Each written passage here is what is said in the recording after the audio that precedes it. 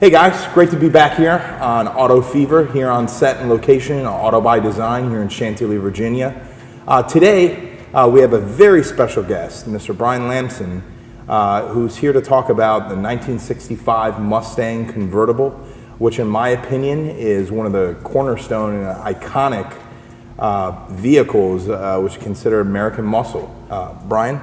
Hey Louis, thanks for inviting me over. It's nice to be here. I'm a big fan of Auto Fever and Auto by Design. I am a big Ford fan, and I love the Mustang, especially the first generation Mustang, 1965, 1966. Thank you so much for that awesome information. I know our viewers out there are going to be pleased to hear it. I can't wait to get into this thing and take it out for a test drive. But before we do that, I see you've got quite the collection here of trophies. Can you tell us a little bit about it? Well, there's not a lot to tell. This is an awesome car, and it's easy to do really well in car shows. When I first got the car, I put a lot of time and effort into getting it just right, polishing it up, taking it to car shows. It was a fun car to drive, and it was a fun car to show. It did well at car shows because it's a 1965 red Mustang convertible, right? Everybody loves that car, so it was easy to do well. But it's a lot of work, and after a while I decided I wanted to enjoy the car more, and enjoying the car means driving the car. And if you're going to show the car, it's hard to show it and drive it. It ended up, since I've owned it so long, I ended up driving it more, but I still didn't drive it that much. I take my kids out on the weekends, we enjoy it a little bit, I polish it on the weekends, and it sits in the garage. Brian, I'm so excited to get this thing on the road. Are you ready? Let's do it. Let's do it. All right.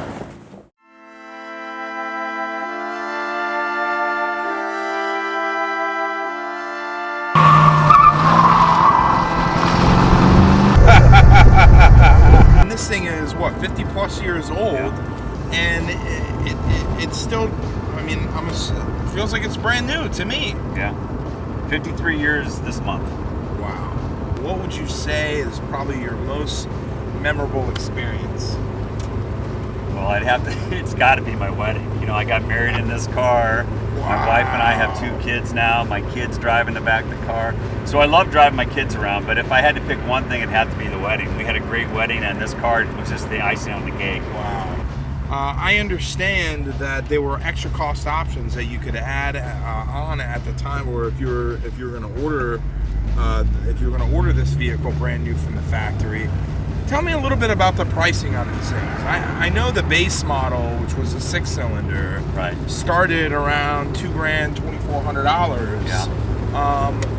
But I remember you telling me something about that the extra cost option was about $500. Yeah. So all these things have a price to them, and when you got the biggest cost was getting the 289 V8 engine.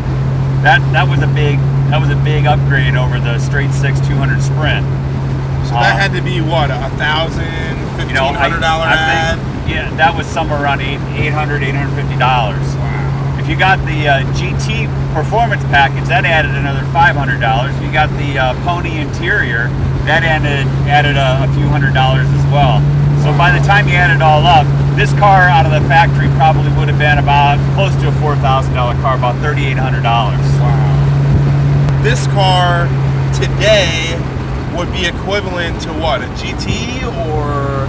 Yeah, I would say this is a GT equivalent car. So that's I mean, nowadays your base GT with no ads is what, 50 grand? Whoa. So this is a bargain. Yeah. All you saw was Fords. Yeah. And Mustang, especially the Mustangs. This Highline vehicle, or this performance muscle car, only cost $4,000. And whereas today, now 2018, the same vehicle, you're paying 50 grand for. Yeah. That's incredible, man. Yeah. So Brian, I've heard about these pony wars, and I don't really know too much about it. What can you tell me about that? Well, the Mustang came out in 1965. They called it a pony car, and then everybody else had to come up with their version so they could compete with it. It was selling so many cars, everyone else was getting hurt. So Chevrolet came out with the Camaro, Okay. They came out with the Firebird for Pontiac. You've got the AMC Javelin and AMC, okay. everybody had to come up with a shorter, smaller car that still had room for the family in the back.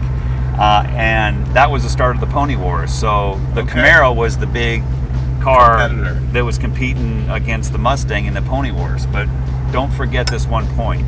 They call it the Pony Wars because of the Mustang, not because of the Camaro.